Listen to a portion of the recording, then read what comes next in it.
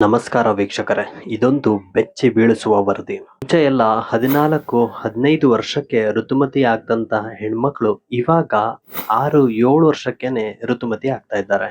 ಇದಕ್ಕೆ ಹಾಲು ಕಾರಣ ಅಂದ್ರೆ ನಂಬ್ತೀರಾ? ಹಾಗೂ ಮಕ್ಕಳಲ್ಲಿ ಆಗ್ತಕ್ಕಂತಹ ಬದಲಾವಣೆಗಳು ಏನು ಅನ್ನೋದನ್ನ ತಿಳ್ಕೊಳ್ಳೋಣ. ಅದಕ್ಕಿಂತ ಮುಂಚೆ ನೀವು ನಮ್ಮ ಚಾನೆಲ್ನ ಸಬ್ಸ್ಕ್ರೈಬ್ ಮಾಡಿಲ್ಲ ಅಂದ್ರೆ ಸಬ್ಸ್ಕ್ರೈಬ್ ಮಾಡ್ಕೊಳ್ಳಿ, ಬೆಲ್ ಬಟನ್ನ ಪ್ರೆಸ್ ಮಾಡಿ ಈ ವಿಡಿಯೋನ ಪೂರ್ತಿಯಾಗಿ ನೋಡಿ. ವೈಜ್ಞಾನಿಕವಾಗಿ ಈ ಬದಲಾವಣೆ ಮೆದುಳಿನಿಂದ ಶುರುವಾಗುತ್ತೆ. ಮೆದುಳಿನಲ್ಲಿರೋ ಹೈಪೋಥಾಲಮಸ್ ಅನ್ನೋ ಒಂದು ಅಂಗ ಗುನಾಡೋಟ್ರೋಫಿನ್ ಅನ್ನೋ ಒಂದು ಹಾರ್ಮೋನ್ ಅನ್ನ ರಿಲೀಸ್ ಮಾಡುತ್ತೆ.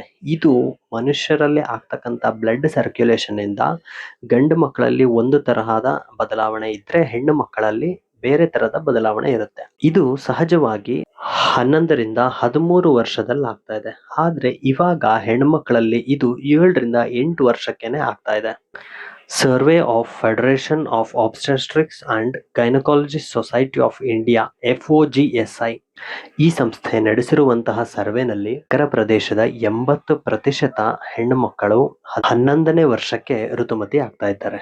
ಇದಲ್ಲದೆ ನೀವೇ ನಿಮ್ಮ ಸುತ್ತಮುತ್ತ ಗಮನಿಸಿರಬಹುದು, ಸಣ್ಣ ಮಕ್ಕಳೇನೆ ಬೇಗ ಋತುಮತಿ ಆಗ್ತಾ ಇದ್ದಾರೆ.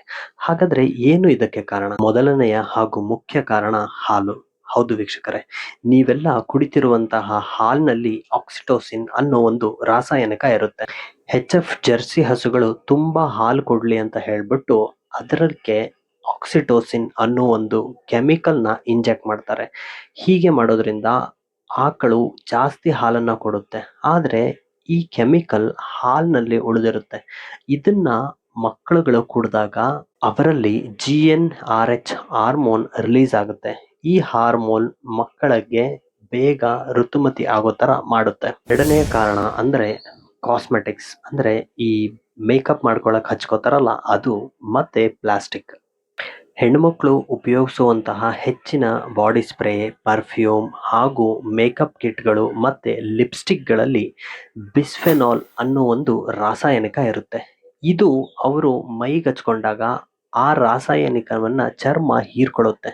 ಈ ರಾಸಾಯನಿಕ ಈಸ್ಟ್ರೋಜನ್ ಅಂದ್ರೆ ಆರ್ಟಿಫಿಷಿಯಲ್ ಈಸ್ಟ್ರೋಜನ್ ಸಪ್ಲಿಮೆಂಟ್ ಆಗಿ ಕೆಲಸ ಮಾಡುತ್ತೆ. ಅಂದ್ರೆ ಹೆಣ್ಣು ಮಕ್ಕಳಲ್ಲಿ ಕೃತಕವಾಗಿ ಹೆಣ್ತನವನ್ನ ಜಾಸ್ತಿ ಮಾಡುತ್ತೆ.